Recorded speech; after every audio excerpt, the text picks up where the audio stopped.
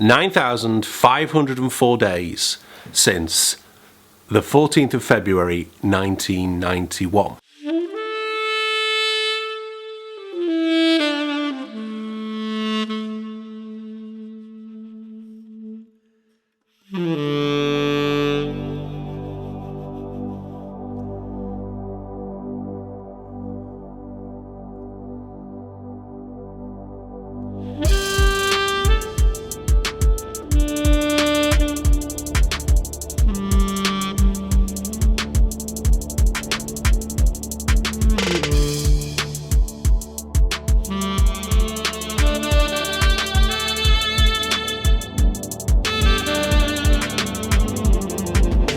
Just finishing the edit of yesterday's vlog, which is going up right now. So obviously it's today's vlog for me, but yes, you know what I mean.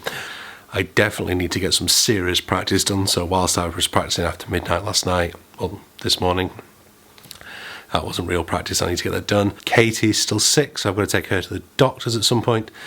And this room is a mess. But before I do all that,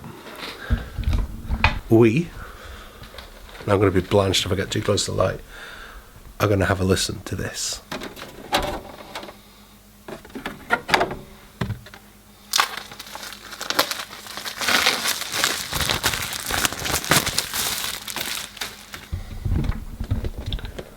Wow.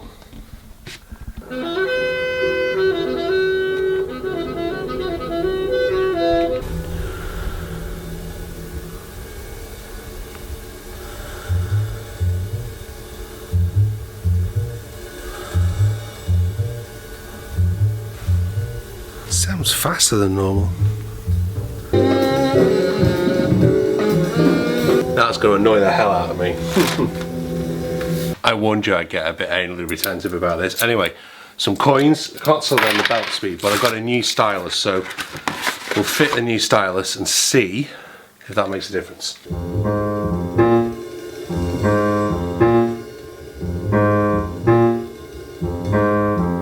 There you go. Whoever said the euro was useless?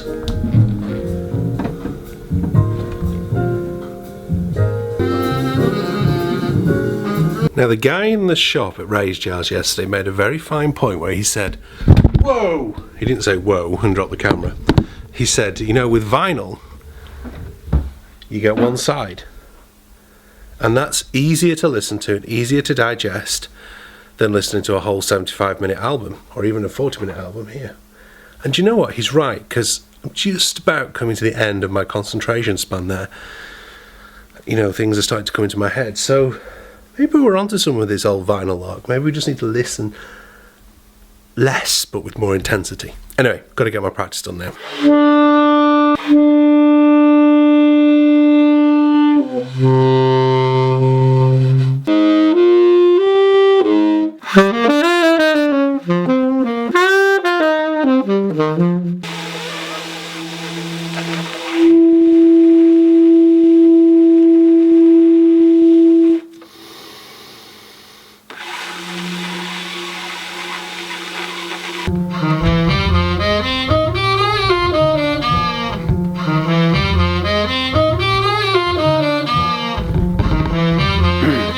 So much of what I practice is what I almost like to term cult practice, in that it's like repeating a cult line over and over again. The leader is good, the leader is good, the leader is great. And just letting that Chris Potter line go round and round. So what happened 9,504 days ago?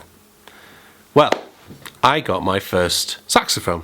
My Amati tenor saxophone. I spoke about my saxophones in this vlog. But when I was thinking about that, and I worked that out, it actually shocked me that it wasn't that many days since. The reason I say that is there's a pretty well-known study called the 10,000 hour rule, which states that unless you have completed 10,000 hours on a particular skill, you cannot achieve math. It got me thinking that even if I'd managed an hour every day of practice since I first picked up the saxophone and played Batman meets Pink Panther meets Batman, that was the correct one, we played at school band. Here's a little picture of me playing in my school band. Here's me in 1992 wearing a very bad shell suit. Gosh, I can't speak today.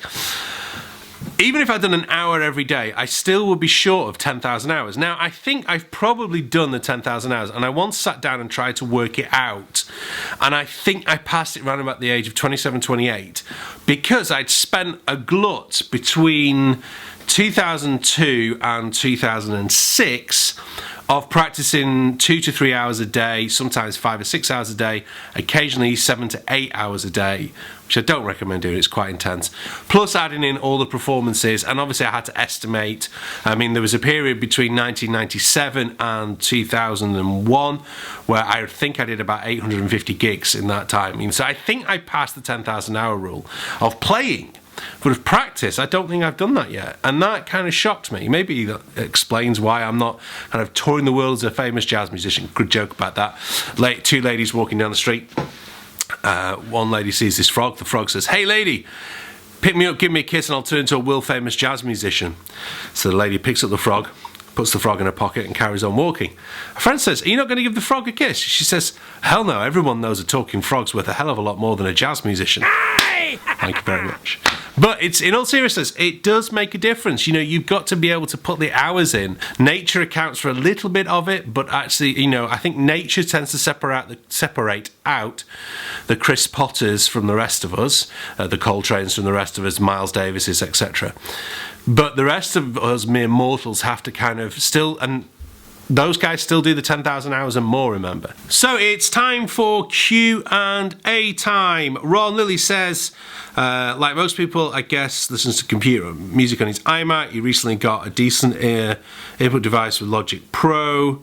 Wasn't expecting. Yeah, I mean, basically, yeah, don't play music from the normal speaker on the iMac. It's not that great. I mean, I use those two KLK Rockets. Sono says, you know, he uses CDs instead of LPs, doesn't have room for LPs, but that's 2,000 CDs. Yes, I have, you know, a massive CD collection and still got boxes from when I moved house 3 years ago that I still haven't unpacked of CDs, but I do have them all on Apple Music. And I do use iTunes Match, which was really, really good, but basically it reads your whole library. I'm going to move this way a bit so I haven't got that backlight in the shot. It goes through your whole library. Goes through your whole library and basically matches up what you have in your library onto the cloud so you can access from everywhere. Really, really, really good. Patrick has he's back on vinyl, thinks he does sound warmer. We'll see. Obviously, as you saw this morning, the biggest problem I've got is, of course, I probably need a better deck with a variable speed. 765 says, nice teaser about the some people just brighten up your life. Yes, definitely. I've been doing some more on that. Got some more research in yesterday for this video, which has meant that I've had to move the film location about half a mile east, from where I first intended. But you'll see when it all comes along. Rafe Black says he got it all wrong. He's off to spend £2.20 on eBay. Yeah, okay, fair enough. Peter's Jazz has said he has a B990 baritone. This is from this video, the Yanagasawa. Have I tested that? Do you feel the difference between A saxes and B flat saxes? I prefer I don't have a baritone anymore. I explained, I think either in that video or in other videos, my back, I've had quite bad back problems, and so playing baritone is not a great idea. I've tried all the harnesses and everything. I will do a video on that, on all the different straps. And truth be told, I'm not a great fan of playing the baritone. I just find the parts a bit boring. But I just don't feel I've got the freedom that I've been playing tenor. But as I said, I've been playing tenor for nearly over 9,500 days now. So ELT says that ELT Experiences, says that in response to my giving young musicians a chance video, how he went into his local primary school to introduce the saxophone to him and played a tune and so engaged. Yes, go for that. I've got a great story about that. When I was at Stanner, there was a girl called Sally, I can't remember her surname, who came in, who was an ex-student of the school, who came in and played tenor sax, and I was the only tenor sax player in school at the time. And I remember thinking, wow, I want to be like that, I want to do that. That inspired me, and then when I was about 20, 21, I went back into school to do the same thing.